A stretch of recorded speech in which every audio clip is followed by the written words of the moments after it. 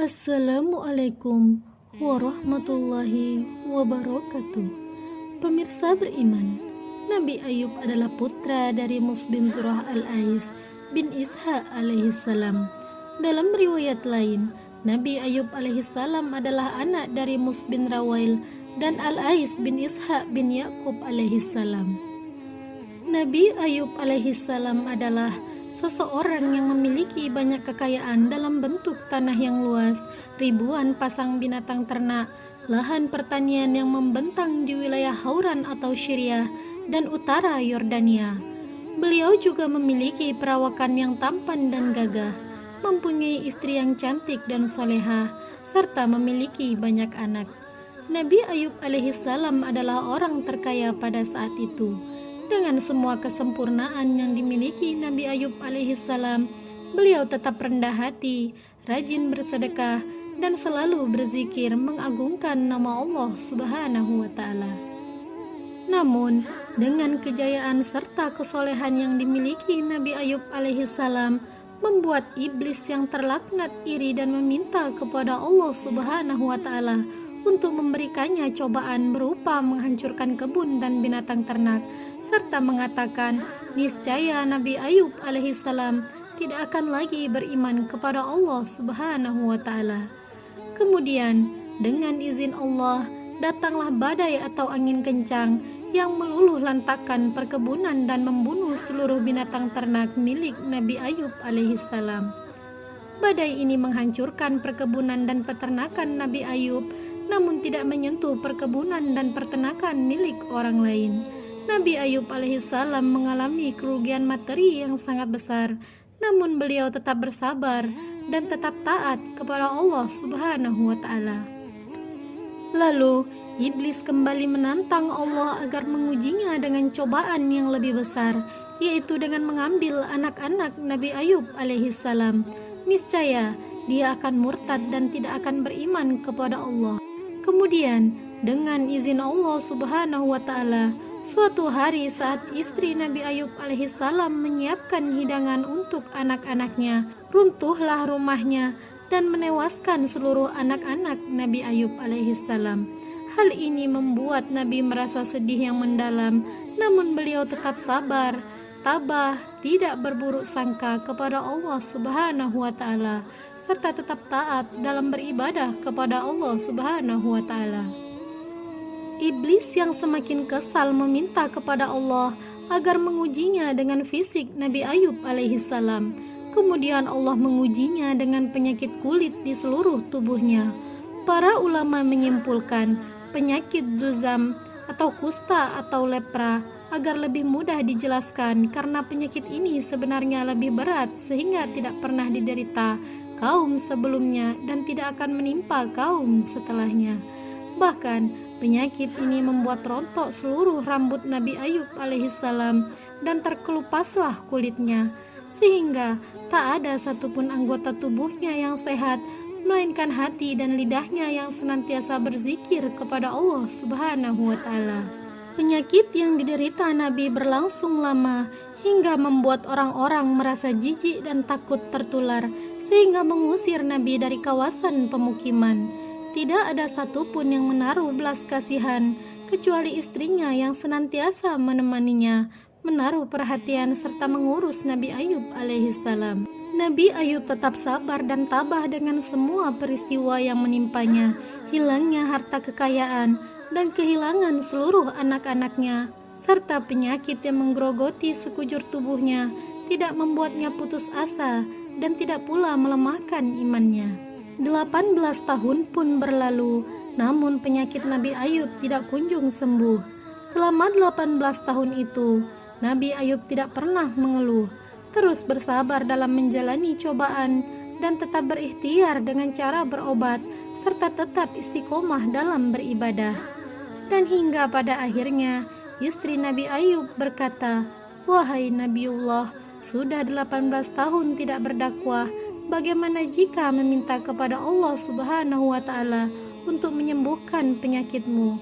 Itu saja tak perlu meminta yang lain, tidak perlu meminta anak maupun harta, hanya minta agar kamu disembuhkan supaya engkau bisa berdakwah lagi. Lalu Nabi Ayub alaihissalam menjawab, wahai istriku, dulu berapa lama kita berada dalam kenikmatan?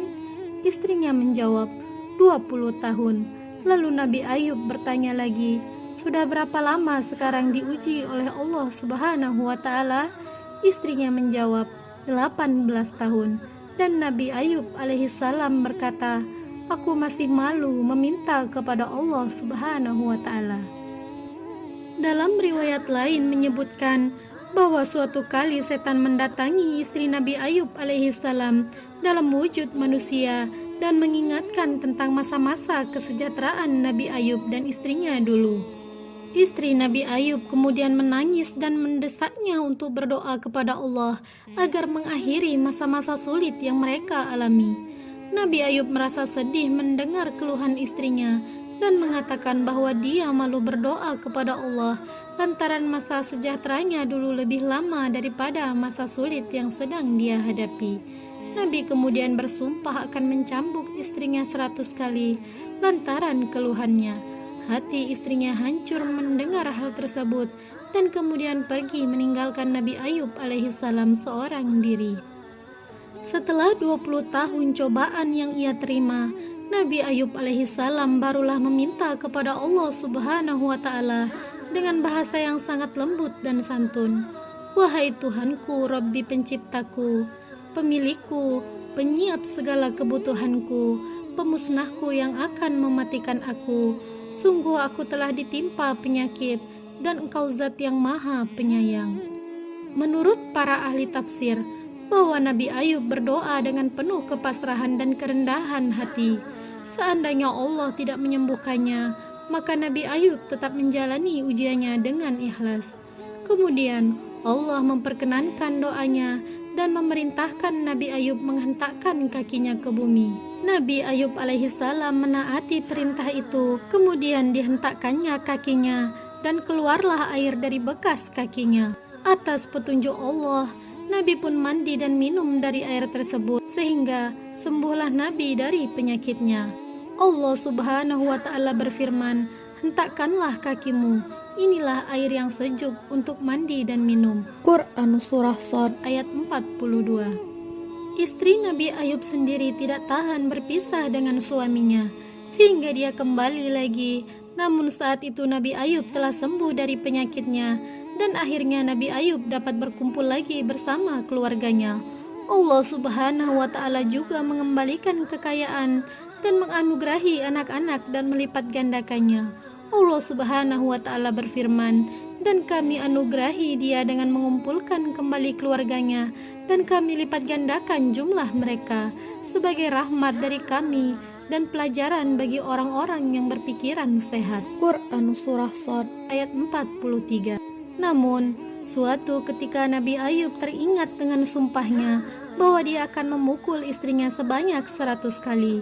Hal ini membuatnya sedih dan merasa tidak tega untuk memukul istrinya yang selama ini menemani dan mengurusnya.